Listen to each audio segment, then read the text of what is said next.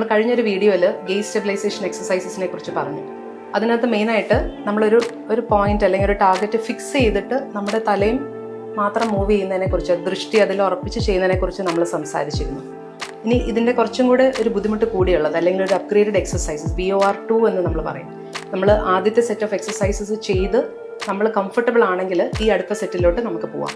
ഇതിനകത്ത് നമ്മൾ 2 കാര്യങ്ങൾ മൂവ് ചെയ്യും. നമ്മൾ ഈ വെച്ചിരിക്കുന്ന ഈ ടാർഗറ്റ് ലെഫ്റ്റിലോട്ട് പോകുമ്പോൾ നമ്മുടെ കഴുത്തും ഓപ്പോസിറ്റ് ഡയറക്ഷനിൽ പോകണം. പക്ഷേ നമ്മുടെ ദൃഷ്ടി ആ പേനയിൽ തന്നെ ഇരിക്കണം. അതേപോലെ തിരിച്ച് മറ്റോടത്ത് പോകുമ്പോഴും നമ്മുടെ തലയും കഴുത്തും ഇങ്ങോട്ട് പോകും, പക്ഷേ ദൃഷ്ടി അതേലിട്ടിരിക്കണം.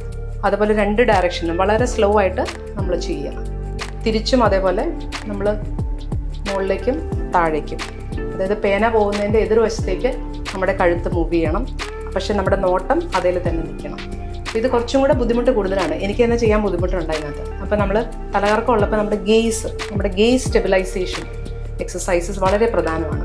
അപ്പം നമ്മളൊരാളിപ്പോൾ ഞാൻ നേരെ നിൽക്കുന്നതിന് എൻ്റെ ദൃഷ്ടി അല്ലെങ്കിൽ എൻ്റെ വിഷൻ ഞാൻ സ്റ്റെബിലൈസ് ചെയ്യുന്നതിൽ വളരെ പ്രധാനപ്പെട്ട പങ്കുണ്ട്. പലപ്പോഴും നമുക്ക് എന്ത് കാരണം കൊണ്ടുള്ള തലകറക്കമാവട്ടെ, നമുക്ക് ഈ ഗെയ്സ് സ്റ്റെബിലൈസ് ചെയ്യാൻ ബുദ്ധിമുട്ട് വരാറുണ്ട്. അപ്പോൾ ഈ എക്സസൈസസ് പ്രത്യേകിച്ച് കുറേ വർഷങ്ങളായിട്ടുള്ള തലകറക്കമുള്ള ആൾക്കാർക്ക് ഇത് കുറേയധികം സഹായം ചെയ്യും. ഇതിന് പ്രത്യേകിച്ച് എക്യുപ്മെൻറ്റ്സോ അല്ലെങ്കിൽ എത്ര പ്രായമുള്ളവർക്കാണെങ്കിലും വളരെ എളുപ്പം വീട്ടിൽ തന്നെ ഇരുന്ന് ചെയ്യാൻ പറ്റുന്ന എക്സസൈസുകളാണ്.